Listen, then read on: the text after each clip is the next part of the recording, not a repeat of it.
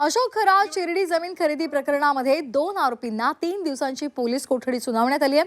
आरोपी अरविंद भावके आणि किरण सोनवणे याला पोलीस कोठडी ठोठावण्यात आली आहे। अशोक खरातच्या पत्नीवर सुद्धा गुन्हा दाखल झालाय। कल्पना खरातला लवकरच अटक होण्याची शक्यता आहे। त्याची महत्त्वाची बातमी आपण पाहतोय। अशोक खरात चिरडी जमीन खरेदी प्रकरणामध्ये 2 आरोपींना 3 दिवसांची पोलीस कोठडी सुनावली आहे। आरोपी अरविंद भावके आणि किरण सोनवणे याला पोलीस कोठडी सुनावलेली आहे।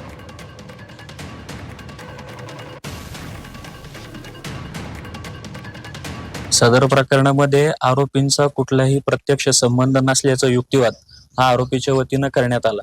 जे काही वादातल्या जमीन गैरव्यवहाराचं प्रकरण आहे त्या गैरव्यवहारातल्या रकमा या काय अरविंद भावकेंना प्रत्यक्ष स्वरूपात मिळालेल्या नाही, तशा स्वरूपाची कुठलीही पुरावे नाहीत।